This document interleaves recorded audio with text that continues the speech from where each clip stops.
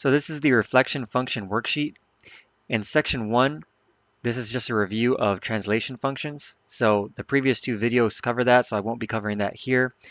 Uh, in section 2 is where the new stuff comes in. This is talking about reflections. So here we have a reflection function that says reflect points A, B, C, D, or rather the shape A, B, C, D across line M. Okay, so here we have our shape A, B, C, D, and we have our line M. And so they want us to reflect this shape over this line, or in other words, flip this shape, or make the mirror image of this shape. Now, in order to do this, what we do is reflect each point individually and then connect the points on the other side. So a point that is a reflection of another point has a property that the 2 points are the same distance to the line of reflection. So how does this look in practice? So in order to reflect this shape, you would make a line from A to B.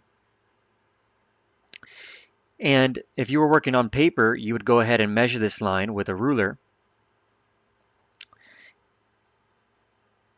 And once you measure the line with the ruler, you could replicate it on the other side, that same distance, right? So if this right here is, about, what is that, centimeters? Yeah, so if that's about 1 centimeter, right? You would go up 1 centimeter to make your new point A prime. But here, I can just copy this line here and get that same distance. So if I click the select annotations and, well,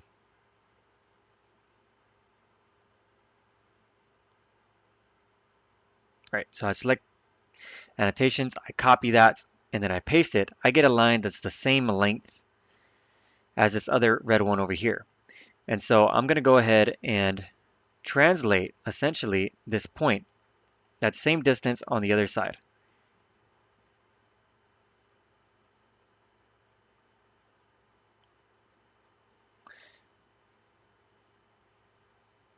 Right, so right there I've roughly gotten the location of point A prime. And so I would go there and I would make a dot. Okay, so here I'm going to make my dot black, and that would be my point A prime.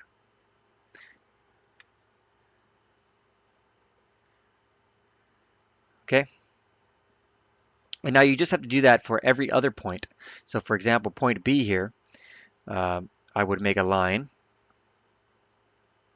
from B to the line up there. And then my point B prime would be that same distance, but on the opposite side of the line, right? So I'd come here, I'd select this line, I'd copy it, and then I'd place it on the other side. And let's go ahead and change the color here. Okay.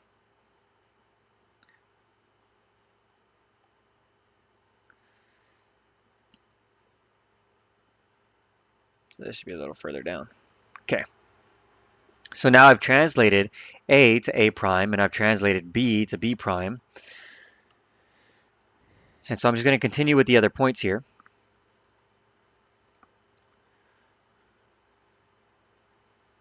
Okay.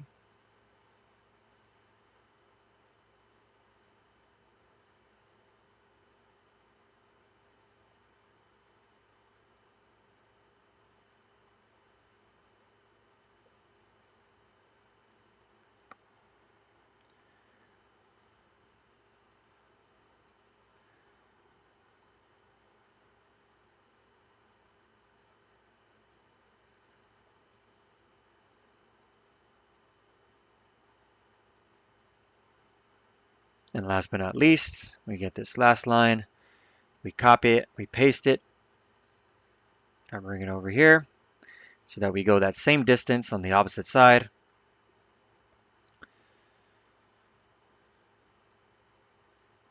Okay, and then I make points at the ends of those lines.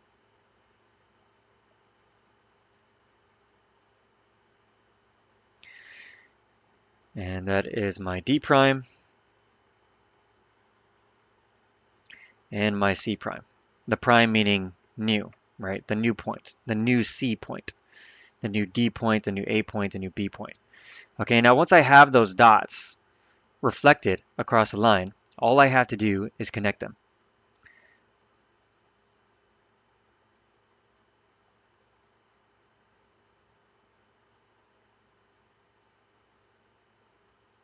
And boom, we've reflected ABCD across line M. All right, so this gets a little bit tricky whenever we are reflecting across a diagonal line. Okay, so the thing you want to know is we're measuring the distance of A to this line in a perpendicular fashion. Okay, so when I draw the line over here, what I want to do is I want to draw these lines at 90-degree angles to this line. So I want them to be perpendicular.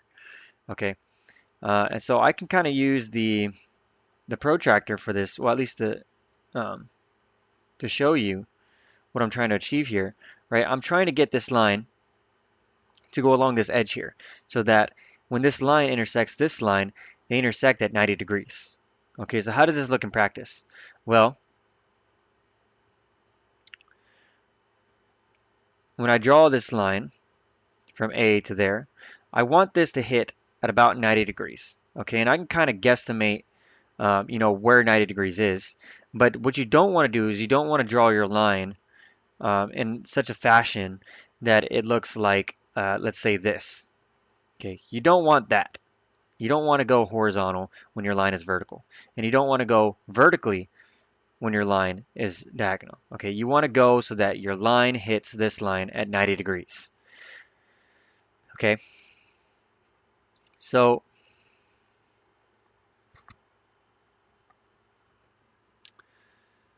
once you've kind of understood that angle that your line needs to go, and you kind of simplify this idea by turning your head or turning your paper so that this black line is vertical to you. And so that way, if this line is vertical to you, so you turned your paper so this is vertical, you can draw all your lines as though they were horizontal.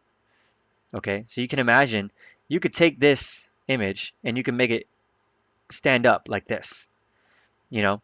Um, and so then all your lines, like they would be over here, this is vertical, so this line here is horizontal. If you look at this, turn your paper so that this is vertical to you, like this is, then all your lines are going to look like this. But if you don't, then just make sure that your lines are hitting it in a perpendicular fashion. Okay, so let me go ahead and sketch these lines in.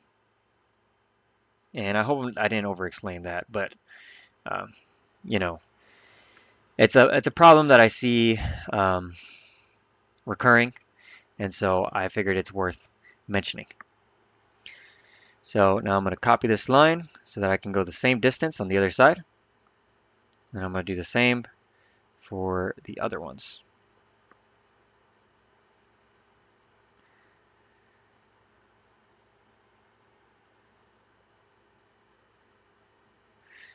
And you're going to see that doing this and reflecting the points, takes away any artistic ability that you would need to have to, draw this parallelogram on this side of the line of reflection.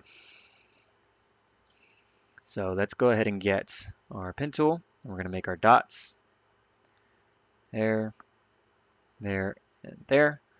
And so if we were to label these, this top one would be A prime.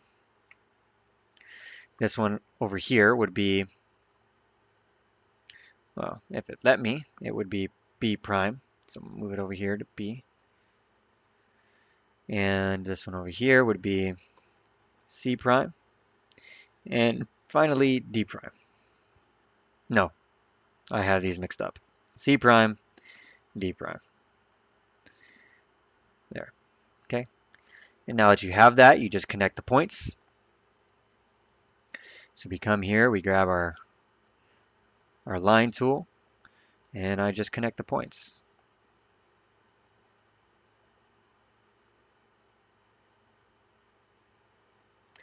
And boom, we've taken A, B, C, D, and we've reflected it over line K. Using the fact that 2 points that are a reflection of each other are the same distance as that line of reflection. Okay, so that's basically what you're doing. The thing you really only have to take care is that, when your lines are coming from your points, that they're hitting this line at 90-degree angles. You know, um, that makes a 90-degree angle there, right? The angles of a square are 90 degrees, right? So you should be able to place a square right there where that line hits this line. Same thing over here. You want that 90-degree angle. Same thing over here. I can't draw a square diagonally on this program, but you get the point. You want to be able to have the ability to have placed a square here in that corner. Okay, so section 3 asks us to write a function to describe each reflection. So the way that we're going to be doing that is essentially how the functions are written up here, except these functions are incomplete, right? You'd have to have, for this function up here to be complete, you'd have to write equals a prime, b prime, c prime, d prime. Okay, so basically we want to write these functions for these reflections that have already happened, right? So for example, in this first one, the function that we would write would be capital R for reflection, and then we'd put a subscript, which is just a little number, a little letter besides the big letter, of M, because our line of reflection here is M. Okay, so R for reflect, M for the line of reflection, and then our input shape, or our input points, however you want to think about it, is A, B, C, D, right? That was our original image over here. That was our pre-image, okay? And our output, or our image, was the points or shape A, B, A prime, B prime, C prime, D prime. Okay, so that's the reflection function for that operation there. Okay, and then what about this last one here? Okay, well, again, R for reflection, but this time our line of reflection is not M, it's F. Okay, and our input points or our shape again is A, B, C, D, right? So maybe I should have picked another one, uh, but a little too late for that. Or you know what, let's do another one. Okay, let's do another one. Let's do this one over here, just so we can get the full breadth of how these are different. All right, so we're going to do number 3. So number 3, again, R for reflection, subscript Q for the line of reflection here, which is Q. And then our input shape or input points, however you want to view it, are E, F, G, H. All right. And our output is E prime, F prime, G prime, H prime. And that's it. That's all you're doing, right? You're using R for reflect. The subscript is your line of reflection. Your input shape is your pre-image. And your output shape or points are your image. And that's all there is to it. This would be the answer for 1. This would be the answer for 3. All right. Hope that all made sense, and good luck.